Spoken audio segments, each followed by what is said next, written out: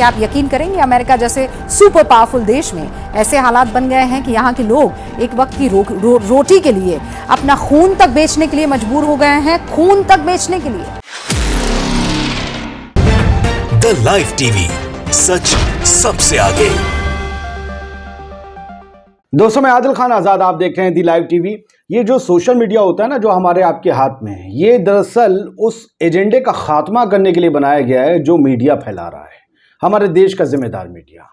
ये मीडिया उनकी खबरों का पोस्टमार्टम करता है और मेरे हाथ में भी ये ताकत है, तो मैं कुछ एक चीज़ पकड़ लेता हूँ और उसका फिर पटाक्षेप करने में लगता हूँ। और ऐसे ही आज रूबिका लियाकत जी का एक प्रोग्राम मेरे हाथ लग गया। मास्टर स्ट्रोक प्रोग्राम है, पुण्य पुरुष वाजपेयी साहब के टाइम शुरू हुआ था और कल रात ये प्रोग्राम लेकर जब आई तो मजबूर इंसान मंदी की दास्तान करके शीर्षक से रूबिका लियाकत ने प्रोग्राम किया और बताया कि यूरोप से लेकर अमेरिका तक कितने लोग महंगाई से त्रस्त हैं और यहां तक कि अपना घर दो वक्त की रोटी चलाने के लिए अपने नसों से खून निकाल कर बेच रहे हैं। सुन लीजिए फिर इसी महंगाई पर रूबिका जी से आगे हम बात करें। कई मुल्कों में महंगाई की ऐसी सुनामी आई है जिसने इकोनॉमी के कांटे को माइनस तक पहुंचा दिया है। क्या आप यकीन करेंगे, अमेरिका जैसे सुपर पावरफुल देश में ऐसे हालात बन गए हैं कि यहाँ के लोग एक वक्त की रोटी के लिए अपना खून तक बेचने के लिए मजबूर हो गए हैं, खून तक बेचने के लिए। तो रूबिका जी बता रहे हैं कि दुनिया में महंगाई की सुनामी आई है, खासतौर से अमेरिका और यूरोप में, और लोग खून बेचकर अपनी रोटी चला रहे हैं। लेकिन उन्हें क्या ये नहीं पता है कि भारत में महंगाई से लोग खून नहीं बेच रहे हैं, बल्कि एक दूसरे का खून भी कर दे रहे हैं और अपनी जान भी दिए दे रहे हैं। महंगाई से भूख से तड़पते परिवार के परिवार आत्महत्या कर रहे हैं। कल की है खबर है, उठा के देख लीजिए, गूगल करिए, आपको स्टेट पता चल जाएगी जहां राम राज्य आया हुआ। महंगाई से जेब में पैसा नहीं था, 3 बच्चों को जहर दे के मार दिया, खुद मर गया बाप।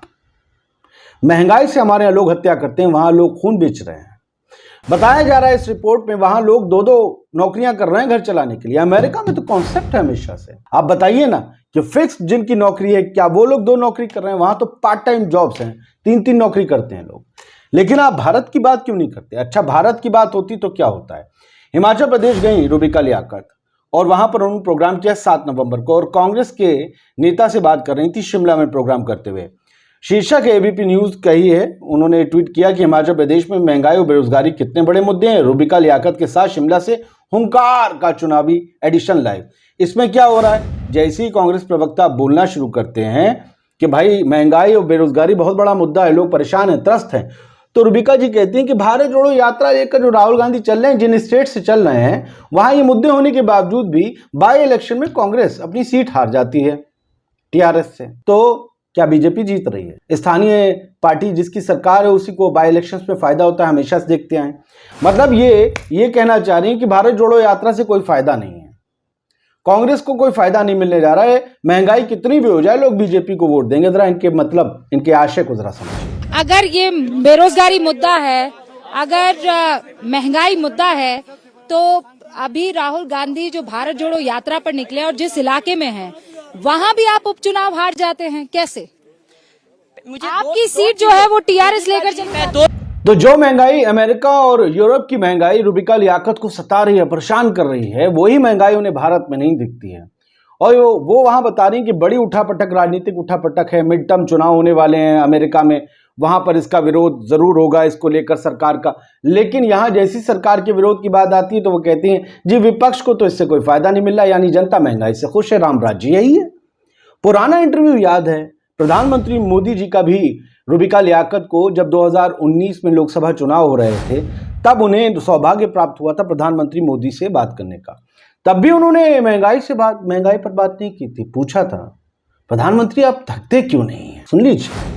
मैं पूछना चाहती हूँ, मैं भी एक इंसान हूँ, सुमित भी इंसान है, आप भी इंसान है, मेरी भी 2 आंखें हैं, आपकी भी 2 आंखें हैं। मैं भी कई बार ऐसा होता है थक जाती हूँ और मैं ये कहती हूँ कि बहुत थकान होगी, अभी नहीं होगा।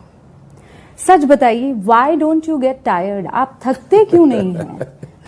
तो सुन लिया, प्रधानमंत्री से महंगाई के मुद्दे पर तब भी सवाल कर सकती थी, क्योंकि महंगाई तो 2014-15 से ही आ गई थी भयंकर तरीके से। बेरोजगारी 17 से बढ़ने लगी थी। 2019 में रूबिका लियाकत प्रधानमंत्री से महंगाई बेरोजगारी पर सवाल न पूछकर ये पूछ रही थी कि आप थकते क्यों नहीं हैं? और मोदी जी हंस रहे थे। क्या सवाल महंगाई पर नहीं पूछना चाहिए था रूबिका लियाकत? तो आज आपको क्या हक है?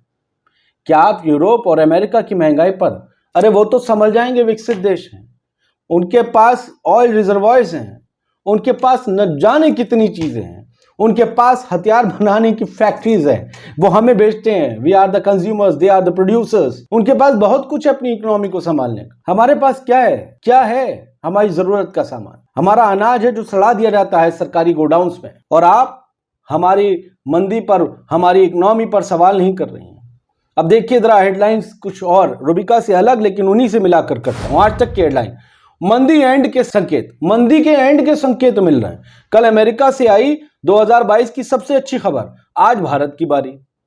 आप समझ रहे हैं, कल हम ये कह रहे हैं अमेरिका में मंदी आई है, आज तक कह रहा है कल अमेरिका से आई है 2022 की सबसे अच्छी खबर। अमेरिकी महंगाई दर के आंकड़ों ने मुश्किल वक्त में राहत के संकेत दिए। इस वजह से अमेरिकी मार्केट में जोरदार उछाल देखने को मिला।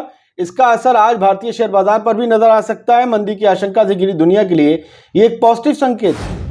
ये आज ही की खबर है 11 नवंबर की भाई, और उस एक ही वक्त में क्या अमेरिका खुश भी है और अमेरिका उदास भी है।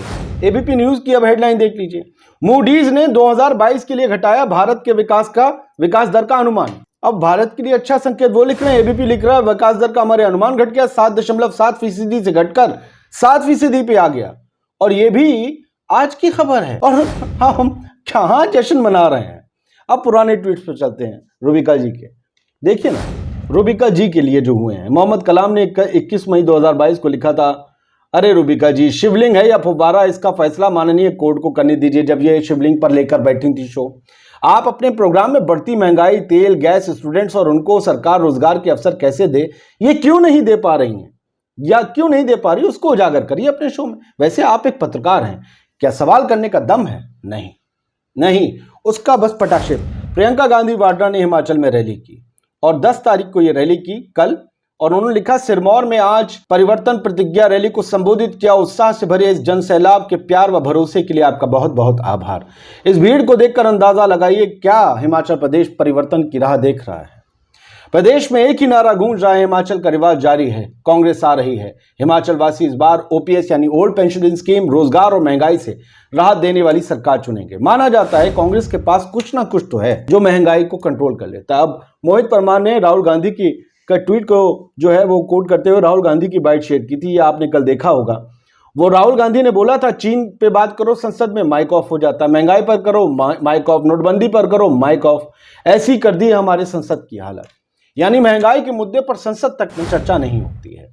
अगर आप पढ़ना चाहेंगे महंगाई को और जाकर, जो रूबिका जी को नहीं पता है कि इस देश में है, तो आप आज ही का जी बिजनेस का पढ़ लीजिएगा। अमेरिका में महंगाई दर के आंकड़े के बाद डाउ एक 200 अंक उछला, नेस्डेक ने लगाई 7.5% की छलांग। तो वहां महंगाई दर का आंकड़ा जो है वो बढ़ रहा है। हमारे लग रहा है कि उससे फायदा होगा, क्योंकि लग रहा है कि रुपया इससे मजबूत हो जाएगा। लेकिन जब हम मूडीज हमारी रैंक घटा देता है अर्थव्यवस्था की, तब हमें नहीं समझ में आता है कि महंगाई दर बढ़ रही है। क्या आपकी जेब में उतने पैसे अब बच पाते हैं दोस्तों जितने पहले बच पाते थे?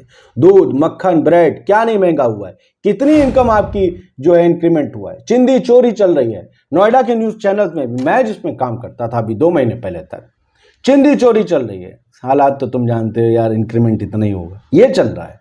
लॉकडाउन में पैसे काट दिए गए बहुत से चैनल्स में, तनख्वाहें कम की गई कि यार समझा करो, और जबकि उस टाइम भयंकर ऐड आए थे, तब ये हालत है। तो रूबिका लियाकत एंकर अच्छी हैं, लेकिन अब क्या करें, वो अपने प्रोग्राम में ऐसा मुद्दा चुन बैठी जिसका पोस्टमार्टम हमें करना था, हमने कर दिया। अब आपको ये पसंद आया हो तो हमें जरूर कमेंट बॉक्स में बताइएगा। जय हिंद। द लाइव टीवी, सच सबसे आगे।